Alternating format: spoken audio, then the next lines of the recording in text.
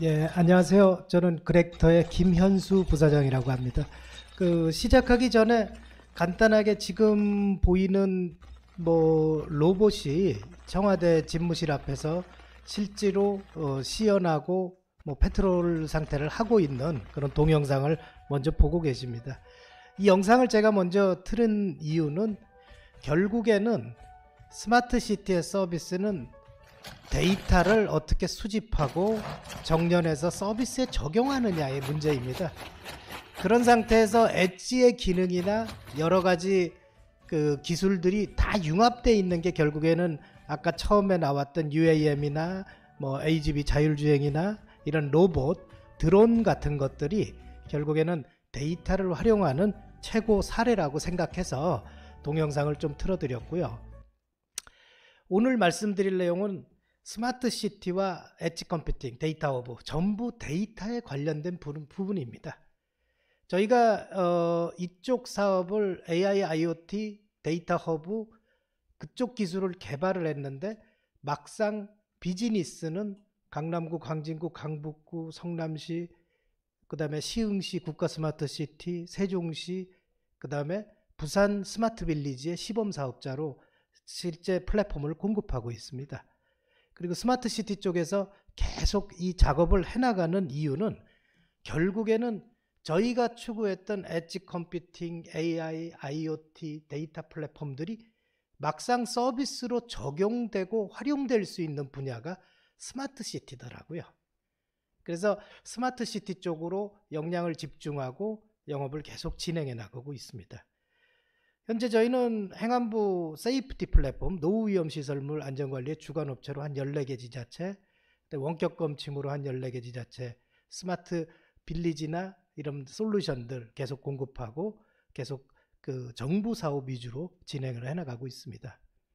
저는 IT 분야에서 한 30여 년 일을 해왔는데 초기에는 IBM BP사 SNA 엔지니어로 시작했어요. 그리고 시스코에서 한 15년 정도 이 UCT 사업, 송도 개발 사업, 그 다음에 비즈니스 개발 이런 쪽을 하다가 화웨이에서 디바이스 NB-IoT 이쪽을 담당하면서 이 IoT 쪽에 관심을 가지고 2016년도에 후배와 이 창업을 하게 되고 이제 어느 정도 이 스마트 시티 쪽에 자리를 잡은 업체입니다.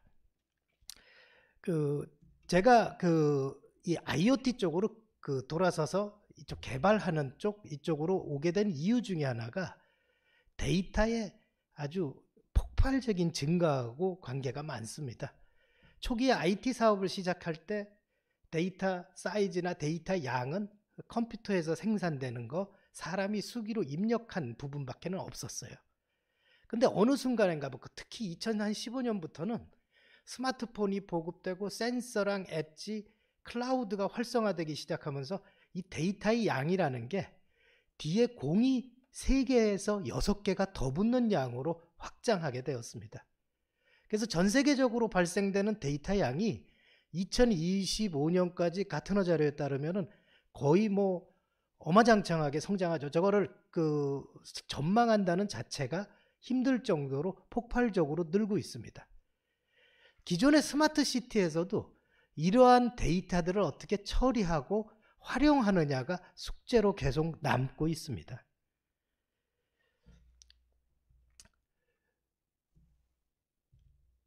예, 그래서 이 데이터를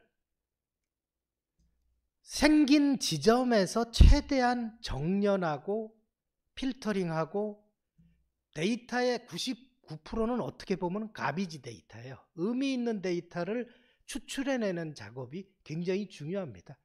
거기에 데이터의 중요한 값은 변이 값이지 로 데이터의 자체에 대한 값이 아니더라고요. 그래서 이 실제로 클라우드의 모든 데이터를 모아서 처리하기에는 너무나 많은 컴퓨팅 파워가 들어가고 너무나 많은 네트워크 리소스가 소비되게 됩니다. 그래서 제일 중요한 게 엣지 컴퓨팅이라는 기술이 데이터를 전처리하고 미리 처리할 수 있고 분류하고 또 서비스 명령을 내릴 수 있는 가장 좋은 툴이죠. 아까 로봇이나 드론 같은 경우에 어떤 장애물을 발견하고 클라우드 센터의 서버에 가서 명령을 받은 뒤에 액션을 취하면은 그 딜레이 타임이 1초 이상이 발생하게 됩니다. 그러면 80km로 달리고 있는 자동차는 이미 박았어요. 그러면은 그 데이터를 발견하고 어떤 현상이 이슈가 일어났을 때 그걸 최대한 빨리 0.12초 안에 명령을 주고 처리할 수 있는 기술이 바로 엣지 기술입니다. 그래서 AGV, 드론, 로봇 모든 분야에서 이 엣지 기술은 활용되고 있고, 지자체에서 스마트 시티 플랫폼 센서 네트워크를 구축했을 때 제일 힘든 비용이 결국에는 통신 비용, 엣지 디바이스의 숫자, 그 다음에 네트워크 트래픽 발생 비용 등이 계속 지속적으로 나오는 운영비로 나가게 됩니다. 그런 부분에서도 굉장히 엣지가 그런 분야를 줄여줄 수 있는 좋은 키라고 볼 수 있습니다. 그 엣지 컴퓨팅을 쓰면은 실시간적으로 데이터를 처리하기 때문에 결국에는 변화값과 의미 있는 값만 위로 올리고 명령을 밑에서 집행할 수가 있기 때문에 그 백본의 총 용량을 줄일 수가 있겠죠. 또한 응답성이나 신뢰성이 증가하게 되고, 또 회선비는 당연히 절감되게 되고, 장애 포인트도 어떤 클라우드 센터가 장애가 났을 때에 대비해서 데미지 에리어가 굉장히 줄게 됩니다. 그래서 엣지에 대한 설계를 잘 할 경우에 스마트 시티에 대한 어떤 백본 네트워크를 구축하고 활용할 수 있는 아주 큰 기회가 될 수가 있습니다. 한 3주 전에 바르셀로나에서 그 스마트 시티 엑스포를 저희가 이제 참관을 하고 전시를 나갔었습니다. 근데 요즘에 이제 탈큐라고 불리는 스마트 시티 프로토콜이 유럽 쪽에서는 나름대로 표준화돼 가고 있더라고요. 그게 왜냐하면은 가로등에서 쓰는 프로토콜, 수전에서 쓰는 프로토콜, 여러 가지 센서에서 올라오는 프로토콜이 다 다른데 그거를 통합해 가지고 스마트 시티에서 쓰는 프로토콜로 엣지에 담아서 통합하자라는 그런 형태의 표준화도 일어나고 있습니다. 가장 큰 이유는 결국에는 응답 속도입니다. 기존에 아무리 빠른 5G 네트워크를 쓰더라도 그 300ms에서 1초 이상의 딜레이는 발생하게 돼 있고, 그런 딜레이를 엣지에서는 최소화시킬 수가 있습니다. 코로나 전에 한 CES 참석했을 때 한참 자율주행차가 유행하고 있었는데, 그 당시에 자율주행차는 트렁크를 열면은 거대한 컴퓨터 박스가 들어가 있어요. 클라우드 서버를 아예 차에다가 탑재시켜 놓은 상태였죠. 지금은 나름대로 그 양이 최소화되고 있고 M2M 기술이나 엣지 기술이 발전함에 따라서 그 양이 작아지고, 지금 레벨 3.5 들어갔는데 보통 차량에 우리가 소위 말하는 MCU라고 불리는 PC 역할을 해주는 그 MCU가 한 몇 대 정도 들어갈까요? 못해도 요즘 나오는 차량은 100개에서 200개 이상이 들어갑니다. 전혀 예상 못했던 한두 개만 처리하겠지 절대 아니에요. 요즘 나오는 자율주행차들은 그 정도로 많은 컴퓨터 파 엣지가 들어가 있습니다. 엣지도 형태가 여러 가지가 존재하겠죠. 여러 군데 한 2,000곳에 환경 센서를 설치하고 받아들이는 엣지는 공중망을 써야지 더 좋겠죠. 그럼 공중망을 쓸 경우에는 엣지가 센서 근처로 갈 수가 없습니다. 또 홈이나 어떤 특정 목적을 가지고 움직이는 디바이스에는 엣지 기능이 디바이스 자체에 탑재된 경우도 있습니다. 그거는 전부 환경과 명령을 줬을 때 어떻게 움직이냐에 따라서 엣지의 설계는 바뀌게 되겠죠. 그래서 파 엣지, 리어 엣지 이런 엣지의 포지션에 따라서 결정되기도 하고, 저희 같은 경우에는 원격 검침을 위해서 하이브리드 클라우드 위에 버추얼 엣지라는 기능을 올렸습니다. 왜냐하면 어떤 디바이스는 로라망을 타고 들어오고, 어떤 디바이스는 그 다른 네트워크 와이파이망을 타고 오고, 어떤 디바이스는 그 LTE망을 타고 오고, 어떤 디바이스는 NB-IoT망을 타고 들어옵니다. 그런 경우에 통합된 엣지 환경을 구축하기가 되게 어렵죠. 그럼 클라우드 쪽에서 그런 형태로 버추얼하게 만들어줄 경우에 동일한 옵션을 제공할 수가 있습니다. 실제로 그렇게 구현했을 때 상당히 이득이 많은 형태입니다.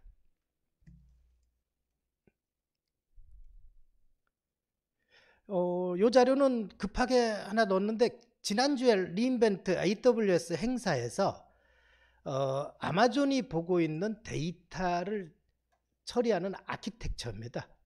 예전에는 데이터 수집, 데이터 분류, 데이터 저장, 뭐 데이터 분석 뭐 이런 식으로 분류를 했어요. 근데 지금은 아주 간단해요. 데이터 스토리징, 그 다음에 수집은 엣지 영역이라는 거죠. 클라우드, AWS 클라우드에서 처리할 영역이 아니라고 생각하고 있어요. 그래서 바깥으로 빼고 자기네들은 데이터 프로세싱과 데이터 사이언스 쪽을 그냥 캘큘레이션이라고 생각하고 있습니다. 실제로 어떤 데이터를 활용해서 는 사례들을 뒤쪽에 조금 프린트 돼서는 나오진 않았는데 저희 쪽에서 했던 사례들을 몇 가지 집어넣는데 설명드리도록 하겠습니다.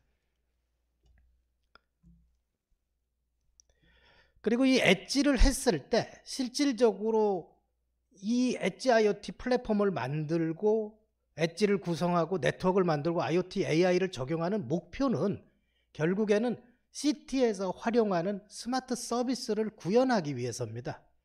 거기에 들어가는 모든 융복합 디지털 기술들이 활용이 되고 그래서 스마트 시티가 이 스마트 서비스의 총화로 각광받고 있는 것입니다. 그래서 실제로 엣지 쪽에서 다양한 데이터를 다양한 형태를 수집을 하고 그 수집된 데이터를 그 패턴, 알고리즘, 러닝, 뭐 지금 말하는 뭐 여러 가지 데이터 분석 툴에 의해서 분석을 한 뒤에 이 서비스는 어떻게 지시를 내려야 되겠다. 또 넥스트 액션은 어떻게 해야 되겠다라는 지시를 내리게 됩니다. 엣지는 결국에는 데이터를 수집하는 용도로도 쓰지만 명령을 데이터에 기반한 플랫폼의 명령을 장비로 내려주는 역할도 합니다. 그래서 엣지의 기능이 AI가 들어가면 들어갈수록 자동화되게 돼 있고 사람이 좀 덜 힘을 써도 되게 그렇게 될 수 있습니다.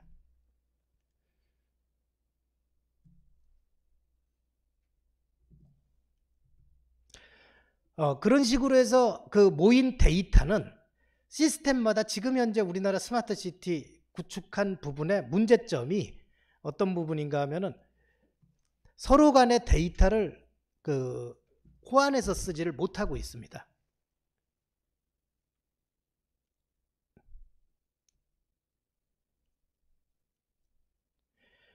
그 말은 통합 플랫폼이 원래는 그 데이터를 주고받고 전달해주고 해야 되는데 통합 플랫폼의 출발 자체가 CCTV에 한정돼서 시작을 하다 보니까 실제 다양한 형태의 데이터를 서로 주고받는 것은 불가능합니다. 그래서 이제 시흥시나 세종시 같은 경우에는 또 부산 같은 경우에는 데이터 허브 레이어를 따로 둬가지고 API 게이트웨이 뿐만이 아니라 로 데이터, 전처리된 데이터, 어플리케이션 데이터들을 서로 교환할 수 있는 데이터 허브를 둬서 시스템별로 서로 상호 돌 수 있도록 해놨습니다. 가령 CCTV망이 통풀에서는 교통제어 시스템하고 연동이 되듯이 성남시에 버스 쉘터를 저희가 설치하고 거기에 BIS망을 연동을 해서 실제 버스 정보가 정확히 버스 쉘터 안으로 전달될 수 있도록 한다든지 서로 돈을 내고 한꺼번에 구축한 시스템은 아니지만 데이터를 주고받을 수 있도록 하는 역할이 되고 이런 데이터 허브를 구축하기 위해서 제일 중요한 거는 플랫폼에 데이터 운영 관리 도구가 있어야 됩니다. GUI식이든 또는 어떤 방식으로든 간에 데이터를 내가 이렇게 하고 그 다음 SOP를 어떻게 구현하겠다. 그런 부분이 들어갈 때 데이터 허브가 실제 중요한 역할을 하게 됩니다. 제가 보는 스마트 시티는 이렇게 네 가지 형태로 한번 나누어 봤습니다. 우리가 흔히 알고 있는 뭐 UCT 때부터의 사업, 디바이스, IoT, AI 이런 것들이 들어간 시장이 AIoT 시티라고 분류를 한번 해봤어요. 거기에 대부분 우리 벤더들이나 파트너들이 힘을 집중하고 있죠. 왜냐하면 초기 시장에서는 데이터 분석에 의한 서비스를 강조한 게 아니라 일단 구축하기 바빴어요. 그래서 AIoCT뿐만이 아니라 실제 데이터를 처리하고 움직일 수 있는 데이터 드리븐 시티입니다. 경기도청에 저희가 한 3시군구에 2018년도 이제 니아 가장 성공적인 데이터 분석 사례로 꼽힌 사업인데 그 센서들을 설치하고 도로변의 미세먼지를 측정한 다음에 그냥 측정하고 모니터링하고 끝나는 게 아니라 살수차가 오늘 5시간 뒤에 가장 미세먼지가 위험할 곳으로 많이 생길 그 지역으로 살수차를 내보내도록 도로교통과에 명령을 주게 하고 살수차에 패드를 설치해서 루트 제너레이션을 해서 내려보내게. 그렇게 해서 효과는 좋았는데 굉장히 도로교통과나 청소과에서 싫어해요. 추적당하고 있다고 그러고 어디 가고 싶은 데를 못 간다 그러니까. 그러나 모든 행정이 이 데이터 드리븐된 형태의 서비스가 구축이 되면은 그만큼 파급 효과가 세다는 겁니다. 지금 구축하고 있는 노후위험 시설물 같은 경우에도 센서 자체가 기울기, 진동, 그 다음에 크랙을 잽니다. 그렇게 됐을 때 그 재고 난 뒤에 그냥 잰 걸로만 끝나면은 수만 개의 건물을 어떻게 모니터링을 하고 있어요. 가령 크랙이 일정 크기 이상 벌어진다, 센서가 직접 전화를 때려줘야 돼요. 그런 형식의 오퍼레이션을 집어넣었을 때 효과가 커지고, 기상청 시스템과 연동을 해가지고 태풍이 불거나 지진이 났을 때 내 센서의 데미지가 컸던 놈들을 밝아낼 수 있어야 되죠. 그랬을 때 효과가 커지는 겁니다. 그 한 부분이 사실 구현하는 게 그렇게 어렵지는 않은데 실제 연동을 해보면 그렇게 만만한 작업도 아니에요. 그래서 그냥 단순하게 노후위험 시설물에서 센서 설치하고 진동 보고 끝난다 이런 게 아니라 실제 유관기관과의 연계를 통해 가지고 효용성 있는 시스템이 돼야지 됩니다. 그런 것들을 확인하고 시뮬레이션하고 통합 관제를 할 수 있는 툴 중에 하나가 아까 LX에서 발표한 디지털 트윈 관제 플랫폼이나 메타버스 관제 플랫폼이라고 불리고, 그 분야를 디지털 트윈 시티라고 작년까지는 썼었어요. 근데 이제 인칭이 바뀌게 되고 메타버스가 대세화되면서 저희는 메타버스 시티라는 개념으로 가고 있고, 이번에 이제 스마트 시티, 월드 스마트 시티 엑스포에서도 기존의 다소나 어떤 그런 다른 디지털 트윈 했던 업체들이 디지털 트윈 안에서 고구를 이용한 이 메타버스까지 확장하는 쪽으로 가고 있는 것을 확인을 했습니다. 또한 이러한 데이터들은 서로 주고받을 때 이 수많은 데이터가 단일 데이터베이스에 저장된다는 것은 거짓말이에요. 그러면은 분산형 데이터베이스를 써야 되는데, 그 분산형 데이터베이스 기술은 우리가 제일 잘 알고 있죠. 블록체인입니다. 바로 비트코인이나 이런 것들이 그 분산형 데이터베이스를 자기 핸드폰에 원장을 가지고 이동하는 거죠. 궁극적인 스마트 시티나 IoT의 나중에 데이터의 저장 방법은 제가 볼 때는 블록체인으로 갈 거라고 생각합니다.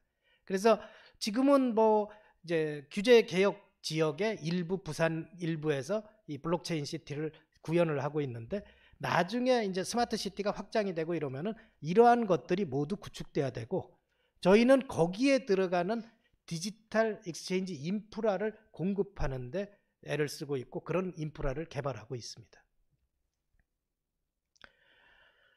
엣지 IoT 기술과 운영 플랫폼 또 스마트 도시 솔루션은 다 이어져 있어요. 그것이 융복합 기술들이 다 들어가서 자연스럽게 서로 연계되기 시작할 때 서비스는 가장 파워풀해집니다. 이 뒤쪽은 프린트물에는 안 나왔는데 그 내용들을 몇 가지 집어넣고자 합니다. 설명해 드리고자 합니다. 첫 번째는 아까 말씀드렸던 IoT 위험시설물, 그 다음에 이제 에너지 쪽은 나중에 솔루션 하나를 더 추가를 하려고 합니다. 지금 에너지 솔루션은 에너지 소스 자체를 건들지 않고 관제나 효율적인 어떤 관리 쪽에만 포커싱 돼 있어요. 그러다 보니까 태양광하고 위에 다 설치해 놓고 실제 이 태양광이 얼마만큼 전기를 절약하고 있고 탄소 배출에 저감 활동을 하고 있는지 아무도 몰라요. 그렇다 그러면은 기본적으로 미터링 기술과 에너지를 측정하는 기술, 그 다음에 관리하는 기술, 그 다음에 에너지 소스 자체를 건드는 방식이 필요하다고 생각해서 지금 소싱 중에 있습니다. 스마트 빌리지 같은 경우에는 부산에서 시범 사업을 하는데 일반 민간 스마트 빌리지 사업은 성남하고 이제 스타트를 시작했어요. 이거는 뭔가 하면은 주택 소유에 대한 어떤 방식이나 관리에 대한 방식이 모두 바뀌게 됩니다. 저희가 구축한 부분은 삼성전자랑 협력해서 삼성전자의 디바이스들을 홈에다 설치를 하고 집에 구축되어 있는 여러 가지 IoT 설비들하고 연동을 한 뒤에 개인이 우리가 텔레비 선전 보면은 막 운동선수가 달려 들어올 때 저절로 에어컨이 켜지고 막 합니다. 실제 집에서 그렇게 될까요? 안 돼요. 왜? 서로 데이터를 못 받거든요. 그러면은 그 데이터를 서로 연계해 주는 부분을 담당하고 있고, 삼성전자의 인터페이스를 오픈 받아 가지고 다시 명령을 주고 이런 형태까지 발전이 돼 있습니다.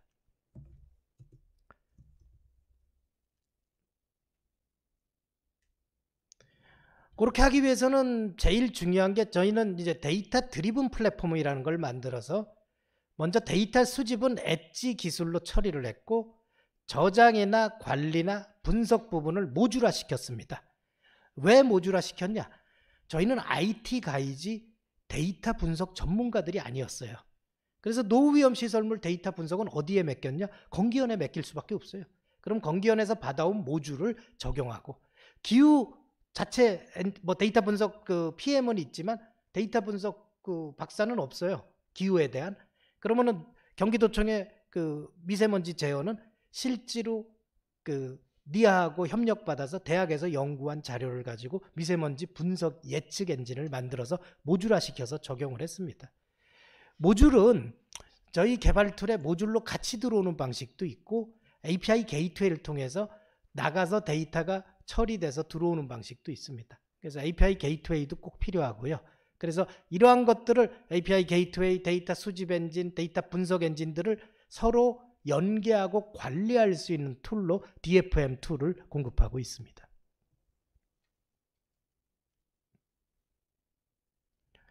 그렇게 함으로써 센서에서 데이터가 측정된 뒤에 그 데이터를 분석해서 무슨 문제가 있다 그러면 거기에 대한 조치를 취할 수 있는 SOP가 적용되는 SOP 가능 플랫폼으로 납품을 하고 있고, 밑에 있는 이런 어떤 레퍼런스를 가지고 움직이고 있습니다. 플랫폼을 가지고 여러 가지 서비스를 할 수 있는데 니네 왜 이렇게 많은 서비스를 해? 데이터 입장에서는 이러한 서비스들이 전부 똑같습니다. 데이터를 처리하고 분석하고 적용할 뿐입니다. 그래서 서드파티 파트너들을 많이 데리고 같이 새로운 솔루션을 만들어서 공급하고 공모에 제안하고 이런 작업을 계속하고 있습니다. 첫 번째가 디지털 기반 시설물 안전관리 솔루션인데, 이 부분은 조달의 SaaS 솔루션으로 클라우드 솔루션을 등록을 해놨습니다.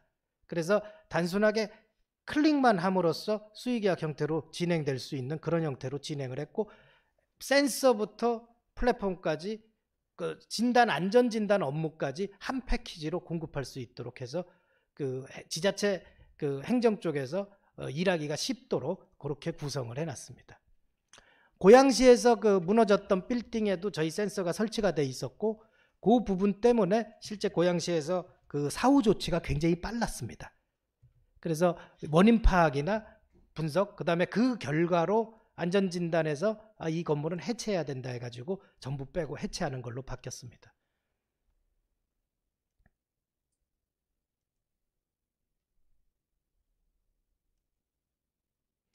그 다음에 그 스마트 빌리지 같은 경우에는 우리가 그 안에 있는 가전장비가 연동이 안 되고는 스마트 홈을 구현하기는 어려워요. 근데 그 가전장비 연동은 우리도 삼성전자까지만 돼 있습니다. LG전자는 디바이스마다 돈 내라 그래가지고 지금 협상 중에 있고요. 그 다음에 특정 목적의 공조 환기장치는 오픈이 돼 있습니다. 그래서 가령 그 지금 요즘 지자체에서 겨울에 15도로 맞추고 여름에 27도로 맞추는데 덥고 춥고 난립니다. 그럼 그거를 어떻게 효율적으로 통합 관리함으로써 온도를 올릴 수 있는지, 그런 거를 인천의 미추홀구랑 자산관리 형태로 진행을 했고, 고양시하고도 건물 자산관리 형태로 공조 제어까지 가능한 자산관리 형태로 진행을 하고 있습니다. 그 다음에 이제 민간 사업인데, 민간 쪽에는 관리사무소 업무가 지금은 되게 후진적으로 돼 있어요. PC 5대 갖다 놓고 엘리베이터 관리 PC, 뭐 전기 관리 PC, 그 다음에 지하 주차장에 팬 관리 PC, 뭐 물 배수 관리 PC, 뭐 이런 식으로 돼 있는데, 그런 것들을 클라우드화 해가지고 기존 서비스들도 융합을 하자, 그런 식으로 진행을 한번 하고, 그렇게 될 경우에 뭐 여러 가지가 될 수 있고, 원격 검침 시장은 저희가 소프트웨어만 납품합니다. 기존에 그 재밌는 일들이 있었는데, 입찰 4번을 해가지고 4가지 벤더 디지털 미터를 구매를 했더니 상수도 관리사업소에 PC 화면이 4개가 생겼어요. 2000대씩. 말도 안 되는 소리죠. 왜? 서로 디바이스 간에 프로토콜 오픈을 안 했기 때문에, 그리고 통합 플랫폼이 없었기 때문에. 그래서 상수도에 대한 원격 검침 및 통합 플랫폼을 넣어서 그거를 가지고 또 그 데이터를 어떻게 활용하느냐를 한번 따져보고, 그 고독사 엔진이라든지 그런 걸로도 활용할 수가 있더라고요. 그래서 그런 부분까지 진행을 하고 있습니다. 가령 물 사용량이, 혼자 사는 노인이 있는 집에는 물 사용량이라고 물 사용 시간이 아주 일정해요. 갑자기 물을 안 쓴다? 화장실을 안 가는 거예요. 그러면은 문제가 생겼다라는 거를 실시간으로 6시간마다 알림 모니터링을 통해서 알 수가 있겠죠. 그다음에 누수가 생긴다 그랬을 때는 작년 8월 사용량, 올해 8월 사용량, 7월, 9월 사용량 대비 8월 사용량을 통해 가지고 누수나 이런 것들을 체크해낼 수가 있게 됩니다.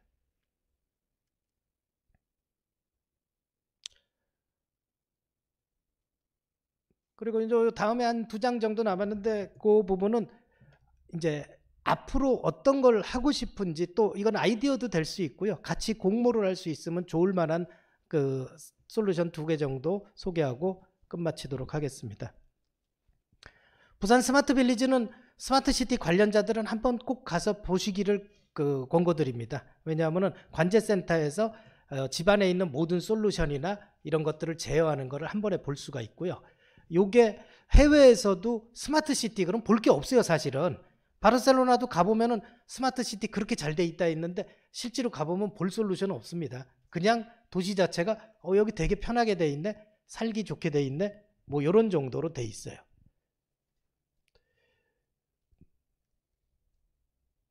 첫 번째는 로봇 솔루션입니다. 그 기존의 박기형 로봇은 사실은 쓰기 어려워요. 부산 스마트 빌리지에도 차륜형 로봇이 있는데 로봇이 출동할 때마다 애들이 뛰어나와가지고 막기 때문에 얘가 돌아다니지를 못해요. 근데 사적보행형은 어디든지 갈 수가 있고 명령이나 이런 걸 주기가 좋고 운영 시간이 보장이 됩니다. 충전했을 때 가용 시간이 12시간까지 올라갈 수 있기 때문에 되게 좋고, 상대적으로 비용은 비싼 대신 솔루션 자체는 되게 좋고, 요 사적보행 로봇이 뭐 예산 문제 때문에 뭐 여러 가지로 청와대 앞에 용산 집무실 앞에 배치된 게 욕은 먹고 있지만 솔루션 자체는 아주 훌륭한 걸 골라놨습니다. 그래서 이걸 가지고 국토부의 스마트 솔루션 중에서 AI 페트롤 서비스라든지 이런 쪽을 지금 한번 해보려고 그러고 있고요.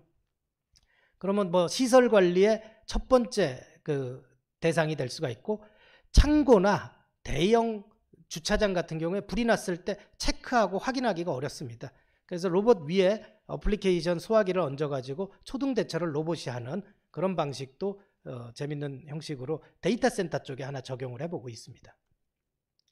그 다음에 요거는 아까 그 에너지 사업을 하는 데 있어가지고 에너지를 효율적으로 관리하는 데만 그 포커싱하지 실제 에너지를 생산하는 비용을 줄일 생각을 안 해요.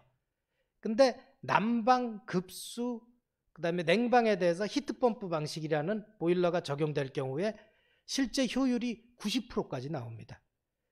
여태까지는 가스비가 싸고 전기료가 쌌기 때문에 ROI가 한 8년에서 10년 나왔기 때문에 적용이 많이 안 됐었는데, 가스비가 갑자기 20배 이상 오르면서 이게 독일이나 체코 그쪽에서는 굉장히 각광받는 기술인데, 우리나라 솔루션 중에 효율이 가장 높은 솔루션이 있습니다.